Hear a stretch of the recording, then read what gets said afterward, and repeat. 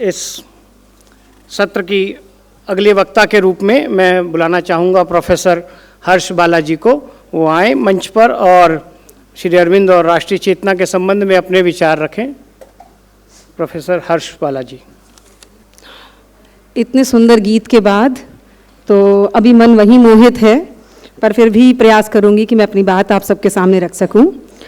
मंच को प्रणाम करते हुए विश्व हिंदी परिषद के आयोजकों का आभार व्यक्त करते हुए, वरिष्ठों, मित्रों, आप प्रबुद्ध जनों की उपस्थिति में और प्रोफेसर कुमुद शर्मा मैम की अध्यक्षता में मैं अपनी बात आरंभ करती हूँ।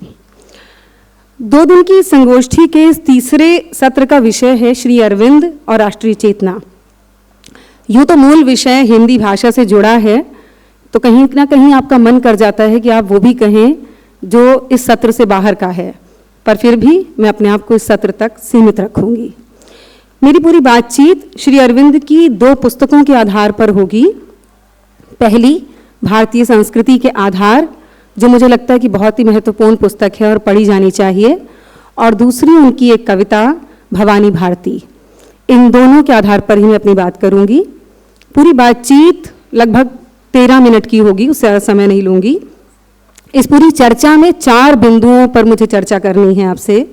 पहला, श्री अरविंद की दृष्टि में भारत। दूसरा, भारतीय दर्शन या धर्म। तीसरा, भारतीय साहित्य। और चौथा, भारतीय शासन व्यवस्था। ये 4 ऐसे स्तंभ हैं जिनको मिलाकर वो भारत की पूरी परिकल्पना या राष्ट्र की पूरी परिकल्पना को हमारे सामने साकार करते हैं।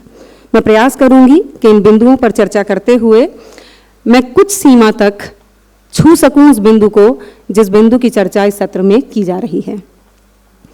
भारतीय संस्कृति के आधार की चर्चा करते हुए श्री अरविंद ने कहा कि यदि किसी जाति और सभ्यता की महानता का मूल्य उसकी सैनिक आक्रमणकारिता, उसकी विदेश विजय के मापदंड, अन्य राष्ट्रों के साथ युद्ध में उसकी सफलता और उसकी संगठित धन लिप्सा और डकैती की प्रवृत्तियों की विजय, राज्य विस्तार और शोषण के लिए उसके अदम्य आवेग के लिए आंकी जानी हो, तो ये स्वीकार करना पड़ेगा कि जगत की महान जातियों की सूची में भारत सबसे नीचे स्थान पाएगा।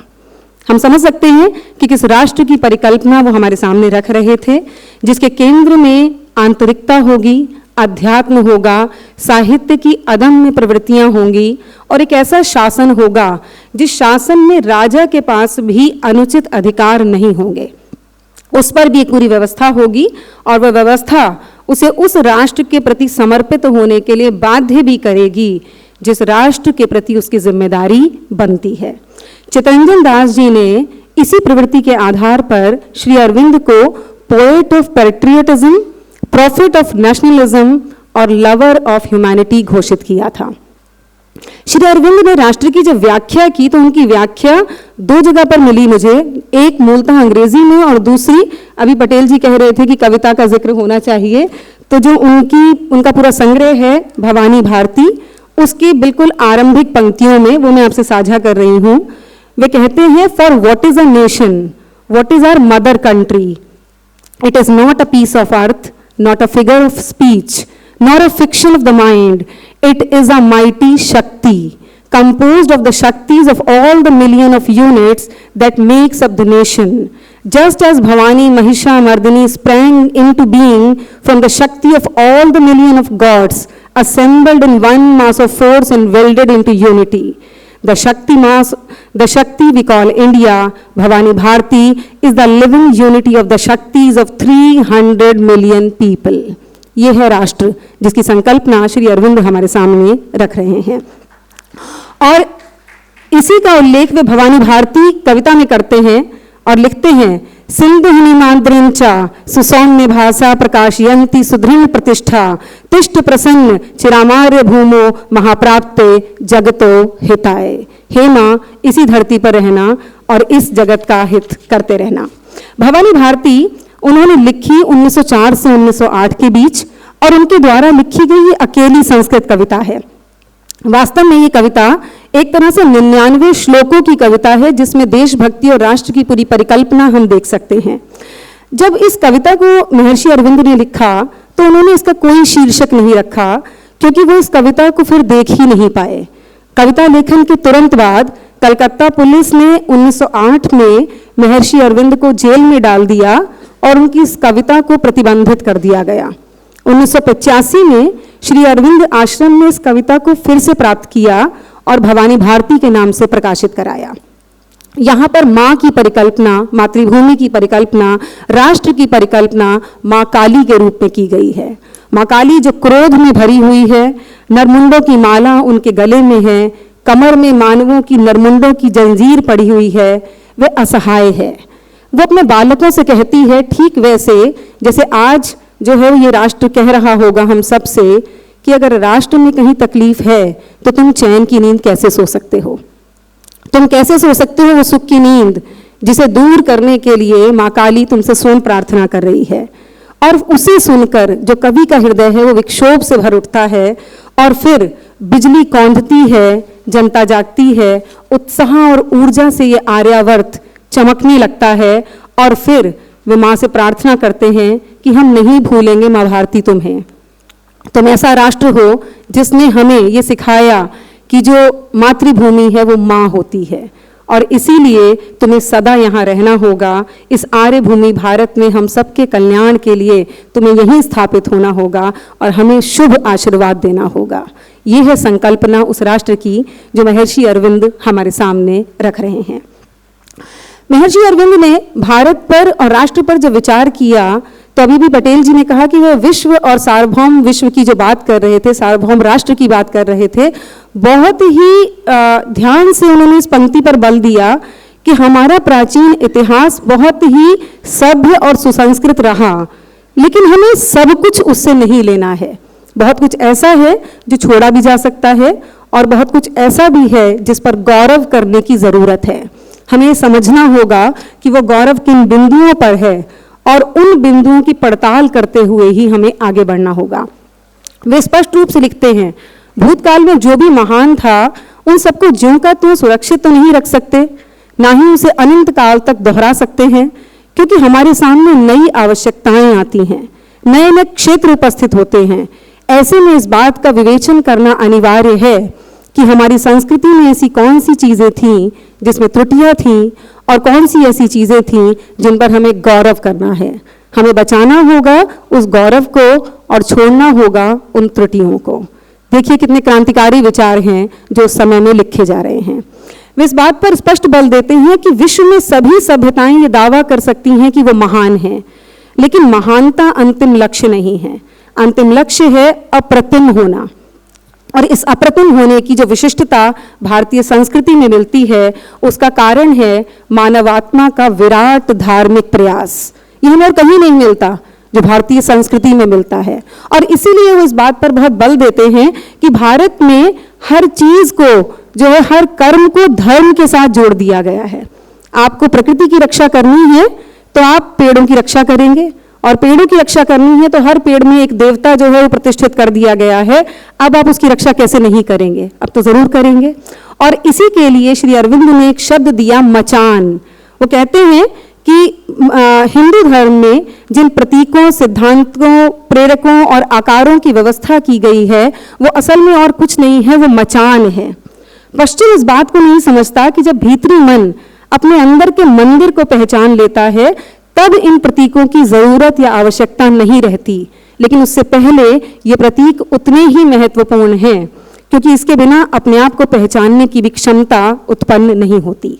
इसीलिए वो ये कहते हैं कि पश्चिम जब चर्च का विधान करता है तो चर्च की बात ना मानने पर अनुशासनात्मक कार्यवाही भी होती है, लेकिन हमारे देश में ये इस बात को पश्चिम समझ नहीं पाता कि ये कैसा देश है और ये कैसा धर्म है जो सबको साथ लेकर चलता है, आस्तिक को ही नहीं नास्तिक को भी जगह देता है, और इस बात के लिए भी जगह देता है कि अगर कोई नया क्रांतिकारी सिद्धांत या कोई नया आध्यात्मिक नेता उत्पन्न हो तो उसका भी अनुसरण किया जा सकता है।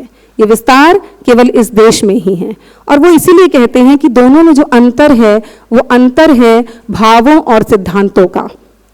पश्चिम जहां तयशुदा बौद्धिक विश्वासों पर ही चलता है और ये मानता है कि मानव की 3 अवस्थाओं में से केवल मध्य अवस्था ही उसकी अवस्था है। वहीं भारत ये मानता है, भारत जो राष्ट्र है वो ये मानता है कि मनुष्य की 3 अवस्थाएं हैं और जो तीसरी अवस्था है वही उसका अंतिम लक्ष्य है। पहली अवस्था जहाँ पर मनुष्य अपने प्राकृत अवस्था में है, बर्बर अवस्था में है, वो जिस रूप में है वो उसी रूप में है, वो कहीं भी रह सकता है। दूसरी अवस्था जहाँ पर पश्चिम या यूरोप आके रुक जाता है, और वो अवस्था है बौद्धिक विकास की, जहाँ आदर्शों का निर्माण तो शुरू हुआ लेकिन अंततः मशीन तक आकर मनुष्य रुक जाता है, केवल तर्क, केवल वितर्क और केवल मशीन। और तीसरी अवस्था वो है जहाँ मनुष्य इस तर्क वितर्क से परे होकर अपने आंतरिक विश्वास के लिए, अध्यात्म के लिए और अपने हर कर्म को ईश को समर्पित करते हुए अपने कर्म को स्पष्ट रूप से करता चला जाता है। ये वो त्याग की, ये वो ऋषि की अवस्था है जिसकी अवधारणा श्री अरविंद देते हैं, और ये ऋषि, ये मुनि इस देश में ही पाए जाते हैं। इसीलिए कहते हैं कि भारत एक ऐसा राष्ट्र है जहाँ पर ऋषि, मुनि, संत जो है और सनातन वो हमेशा दिखाई देता है। भारतीय कला के मूल में भी उन्होंने इसी आध्यात्मिकता को देखा, और इसका एक बहुत सुंदर उदाहरण वो देते हैं, महात्मा बुद्ध का उदाहरण।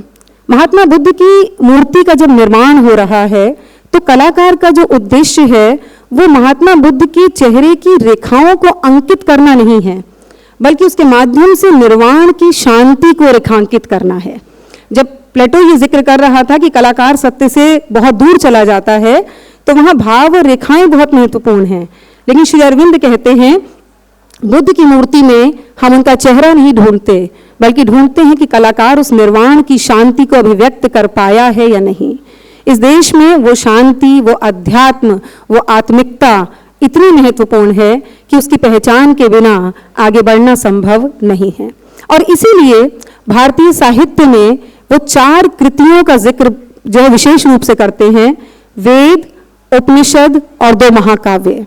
मैं सब पे विस्तार से बात नहीं करूंगी, मैं सिर्फ एक संकेत करूंगी महाभारत का। वे कहते हैं कि महाभारत का काम भारत की अंतरात्मा और विचारधारा को स्पष्ट करना था। इसीलिए वो केवल भरतवंशियों की कथा नहीं है, बल्कि वो एक धार्मिक और नैतिक मन, एक सामाजिक और एक राजनैतिक आदर्श और एक संस्कृति की आवाज है।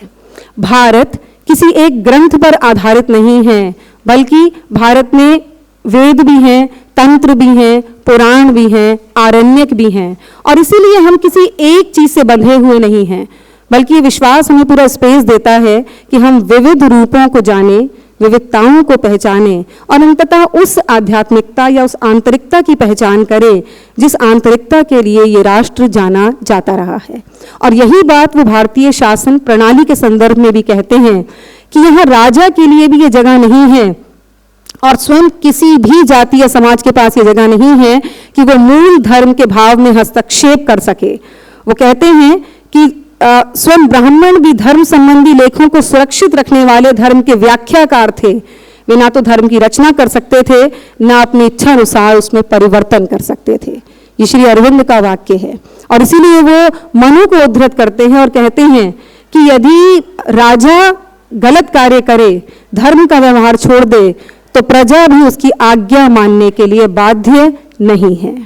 उनके लिए ये राष्ट्र एक ऐसी अवस्था का राष्ट्र है जहां पर अपनी आंतरिकता और अध्यात्म ही अंतिम सत्य है। हमारा प्रयास किस सीमा तक होगा कि हम उस आंतरिकता और अध्यात्म तक पहुंच सके, कैसे उन चीजों को छोड़ा जा सके जहां हर कर्म ईश को समर्पित हो और भारतीय चिंतन का असली लक्ष्य हमारे सामने रखा जा सके।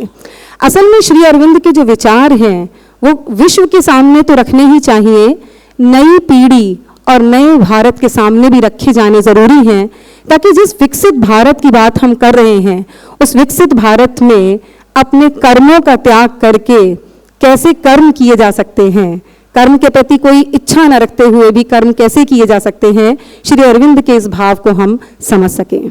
राष्ट्र वही है जो समष्टि के स्वरूप को माने और समष्टि के विकास को जाने। मैं श्री अरविंद जी की ही पंक्तियों से अपनी बात को समाप्त करूंगी। वे लिखते हैं, शिवस्य कश्यम निवासंती ये के मुत्तकः शिव स्पर्शेण भवन्ति देव्या पदार्येण नैव तु पावनेन सर्वाया भूमिर्जगते अपि काशी। जैसे शिव की पवित्र नगरी काशी में निवास करने वाले भगवान के शुभ स्पर्श से मुक्त हो जाते हैं, उसी प्रकार ये समस्त आर्य देश जहाँ देवी ने अपने पावन चरण रखे हैं, संसार की काशी बन सके। यही मेरी भी अभिलाषा है। बहुत बहुत आभार आप सभी का।